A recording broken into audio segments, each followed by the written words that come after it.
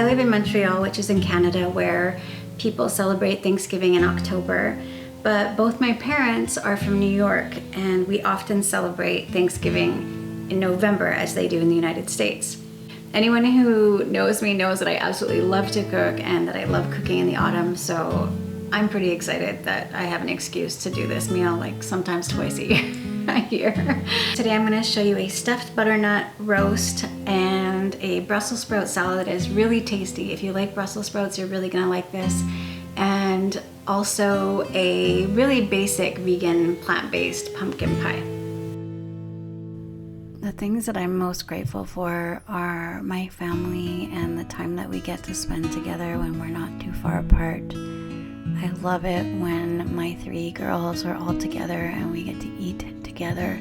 I love feeding them, not just because it's fun and the food is delicious, because we're all very passionate about food and cooking and creating beautiful meals, but also because it feels like such an act of care.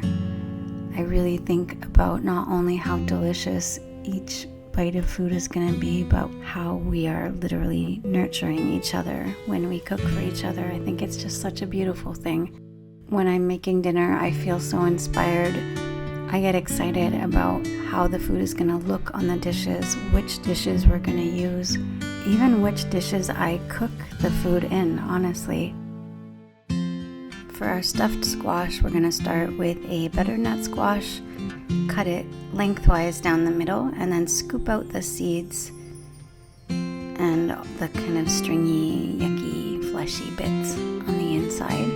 If you want, you can brush them lightly with olive oil, but it's not necessary, especially if you put them on a piece of parchment paper on your cookie sheet that you're going to roast them on. I do often season them though, with a little bit of salt and pepper, sometimes some fresh herbs, not always. And then you put them in the oven at about 400 degrees until they're quite tender. I cooked up about half a cup of brown rice, but you can use any whole grain. You could use quinoa, you could use freekie, you could use bulgur if you like bulgur wheat. Any whole grain probably would do. I'm going to chop up some vegetables and put them in 2 different bowls because they're going to cook at different times. So I'm going to start with some onion. I'm using yellow onion, but you can use pretty much any onion that you want for this. I like onion, celery, carrots, and garlic, which is what I'm starting with, are like the base of most stuffings, soups, stews, sauces. Maybe not sauces, but soups and stews and stuffings for sure. I'm also going to chop some celery. You don't have to mince it teeny tiny, but not giant pieces either. Like diced. You dice celery? Yeah, I think so.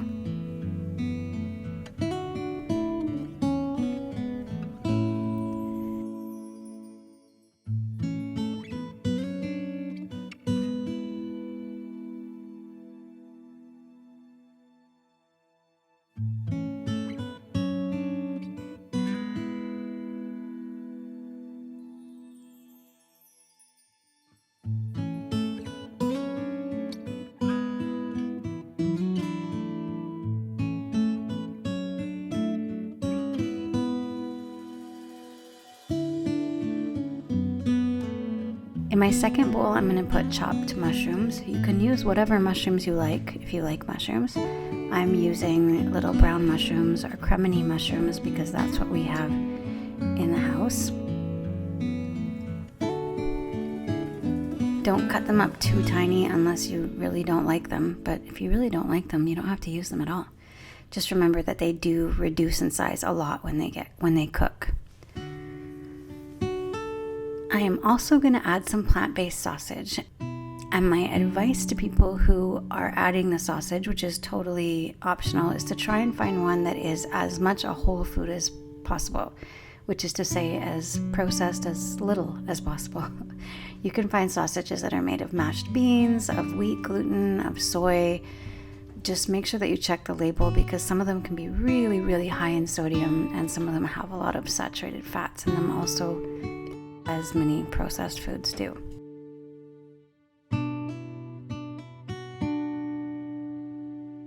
in the pan that I'm going to roast the squash in, which I've oiled lightly, I'm also going to put some sweet potatoes and some red onions, some garlic cloves, and some carrots.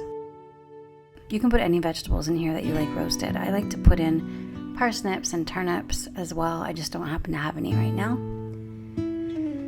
My onions are quite small, so I'm just going to cut them in half and pop them in. I'm not going to cut them any smaller than that.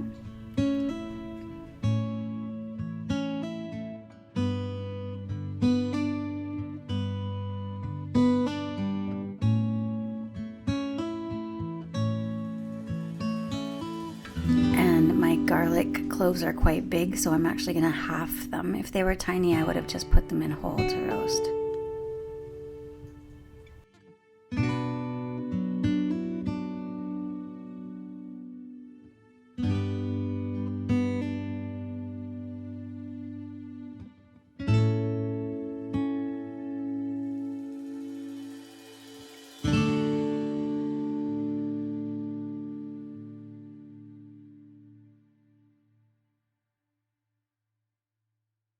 I'm going to put the bowl of, well, not the bowl, but I'm going to put the onions, the carrots, the celery, and the garlic in a bit of olive oil to saute in a pan until the onions start to become translucent and tender. And then I'll add the mushrooms and sausages. Once the sausages start to brown and the mushrooms start to become tender, I'll add a handful of raisins, some dried oregano, some dried sage, and the rice that we cooked earlier. When the squash comes out of the oven, it'll be really hot, and I would advise that you set it aside until it's cool to the touch. But as you can see in the video that you're watching, I did not do that, and I often don't do that. I just mutter, ow, ow, ow, hot, hot, hot, while I scoop it out. Don't scoop too much of the flesh out though. You want still a thick layer, because if there's not a layer of actual squash, the skin will just collapse when you stuff it, and it will be very ugly. I overcooked the squash a tiny bit, so the skin is already pretty mushy, so I had to be careful. You're going to take the inside of the squash and mix that with the rice and mushroom mixture, and then use that to stuff both sides of the squash very generously. Don't worry that it's piled high or there's some falling out the sides, because we're going to use cooking twine to tie it up and hold it all together. It looks cooler when you can see all the stuffing anyway, I think. I don't know why I like this so much. I just find it so cute, so very rustic and adorable.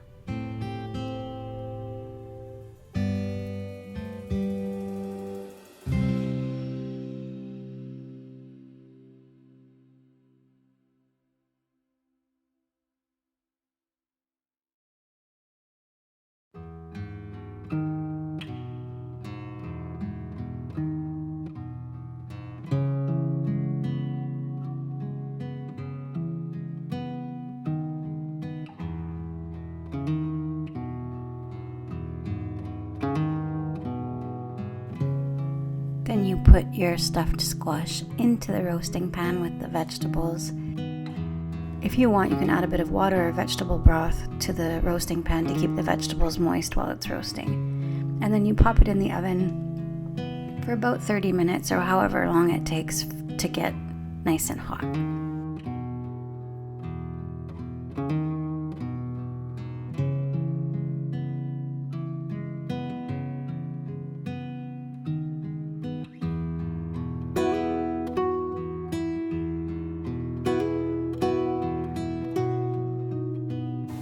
My youngest daughter made this Brussels sprout salad last month when she came over for dinner, and it was so good.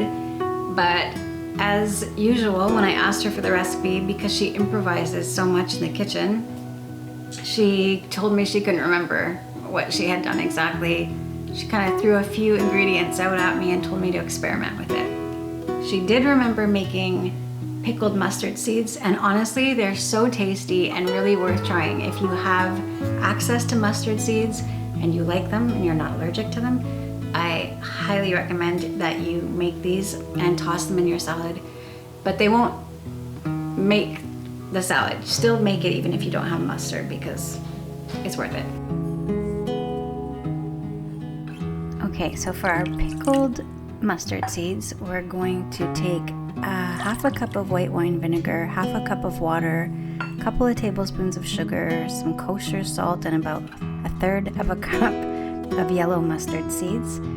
And you're going to heat up all of the ingredients except for the mustard seeds on the stove until it's bubbling.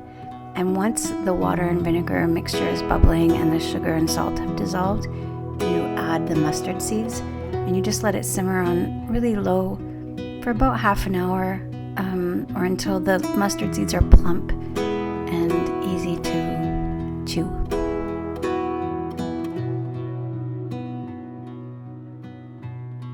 Cut the bums off the Brussels sprouts and peel the outer leaves off if they're dry or yellowed or coming away from them already.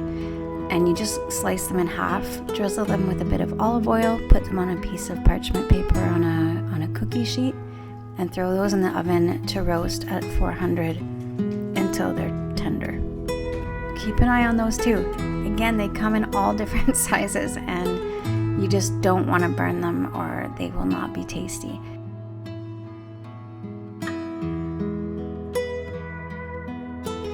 For the dressing, we take some red onion, some olive oil, lemon juice,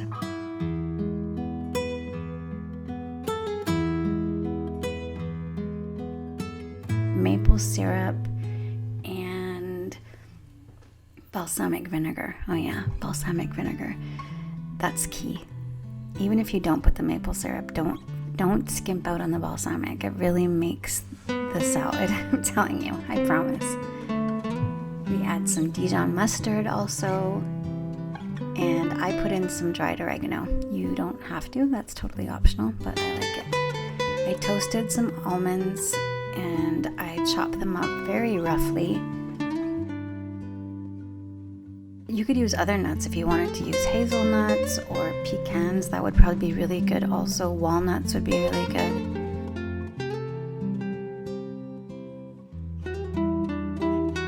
Once your Brussels sprouts are done, toss them in the dressing, add your mustard seeds. You can throw in some more chopped almonds on the top if you want for a little crunch on the outside.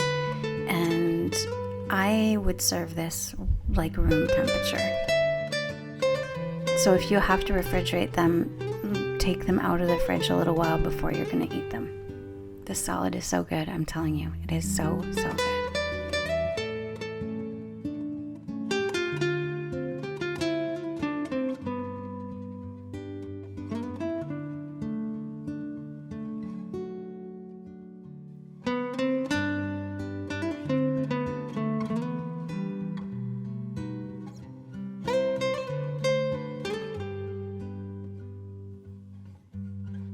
Vegan pumpkin pie is so easy to make, it's ridiculous. You start with a pie crust, which is really easy to make, and there's a super simple recipe on the sweetvegan.net website, but you don't have to make the pie crust if you don't want to. They're easy to find in most grocery stores.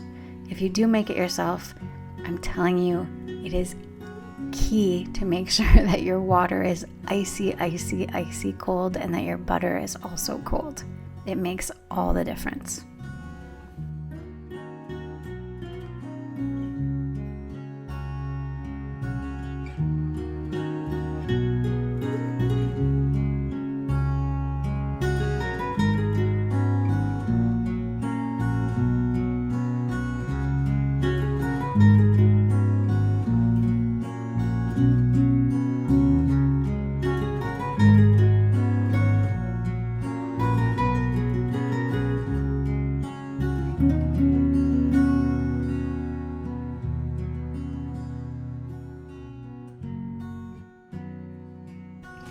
For the filling, we take some cooked pumpkin and add a plant-based milk. I used oat milk for this one, and I prefer using a thicker milk, like a nut milk or soy milk, but not almond milk. Almond milk I find is very watery.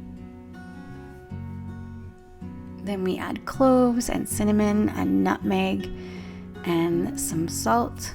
I add a little bit of brown sugar, which is optional. You can just add more maple syrup because we're also going to add maple syrup. We're adding cornstarch, and again, the recipe for this is on the website at sweetvegan.net. The link is in the description. And just make sure that this is all really well combined. And that's it. You just pour that in a pie crust and bake it for about an hour. Unless you want to make smaller ones, which I really love doing. If you want to make individual pies or little tartlets, you just reduce the time. Keep an eye on it. I know I tell you that all the time, but I don't know what size tarts you're making. So I don't know how long yours need to cook, but when I made 6 individuals, it took about 40 minutes. And when I make the full pie, it takes about 60 minutes.